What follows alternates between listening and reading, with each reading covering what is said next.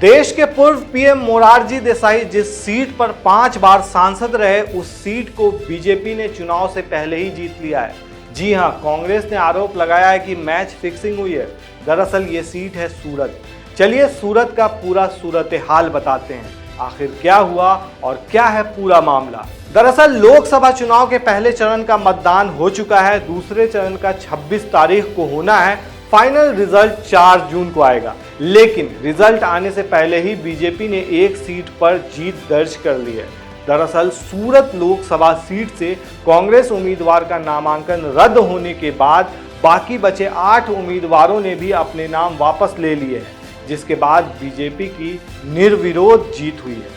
इसके साथ ही लोकसभा चुनाव में बीजेपी का खाता भी खुल गया है। यहाँ से बीजेपी उम्मीदवार मुकेश दलाल हैं।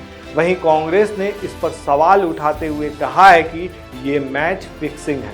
दरअसल सूरत लोकसभा सीट से कांग्रेस के कैंडिडेट नीलेश कुंभानी चुनाव अधिकारी के सामने अपने 3 में से एक भी प्रस्तावक को मौजूद नहीं रख पाए, जिसके बाद चुनाव अधिकारी ने नीलेश का नामांकन फॉर्म रद्द कर दिया। बीजेपी ने कांग्रेस के कैंडिडेट नीलेश कुंभानी के फॉर्म में उनके 3 प्रस्तावकों के हस्ताक्षर को लेकर सवाल उठाए थे। वहीं अब यह भी बताया जा रहा है कि नीलेश बीजेपी में शामिल हो सकते हैं। वहीं दूसरी तरफ कांग्रेस ने नामांकन खारिज का आरोप सरकार पर मढ़ दिया है।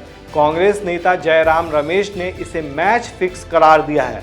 उन्होंने एक्स पर लिखा कि लोकतंत्र खतरे में है।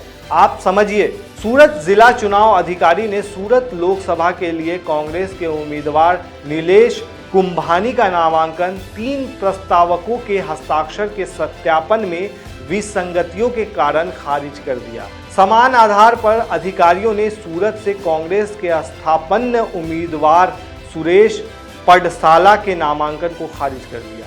कांग्रेस पार्टी बिना उम्मीदवार के रह गई है। बीजेपी प्रत्याशी मुकेश दलाल को छोड़कर बाकी सभी उम्मीदवारों ने अपना नामांकन वापस ले लिया।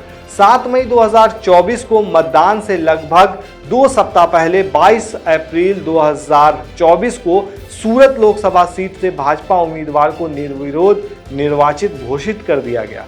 मोदी के अन्य काल में एमएसएमई मालिकों और व्यापारियों के संकट और गुस्से से भाजपा को इतनी बुरी तरह से डरा दिया है कि लोकसभा का मैच फिक्स कर दिया है, जिसे उन्होंने 1984 के लोकसभा चुनाव के बाद से लगातार जीता है। हमारे चुनाव, हमारा लोकतंत्र, बाबा साहेब आम्बेडकर का संविधान सभी एक पीढ़ीगत खतरे में। यह हमारे जीवन काल का सबसे महत्वपूर्ण चुनाव है। उन्होंने ये सारी बातें कही।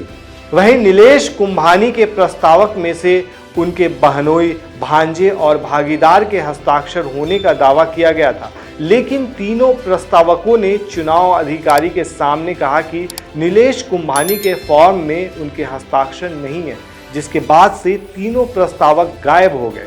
चुनाव अधिकारी ने कांग्रेस के कैंडिडेट नीलेश कुंभानी के प्रस्तावक, उसके बहनोई जगदीश सालविया, उसके भांजे धुरवीन धामेलिया और भागीदार रमेश पोलरा के निवेदन का वीडियो रिकॉर्डिंग भी जारी किया है। प्रस्तावकों के दावे के बाद चुनाव अधिकारी ने जवाब देने के लिए कांग्रेस कैंडिडेट नीलेश को 1 दिन का वक्त दिया था। कांग्रेस के कैंडिडेट नीलेश कुंभानी अपने एडवोकेट के साथ चुनाव अधिकारी को जवाब देने पहुंचे थे, लेकिन 3 में से एक भी प्रस्तावक मौजूद नहीं रहे।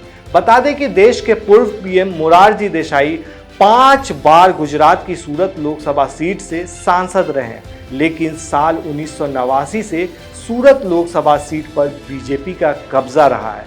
आपको क्या लगता है दोस्तों इस पूरे मामले पर? हमें कमेंट में ज़रूर बताएं। शुक्रिया।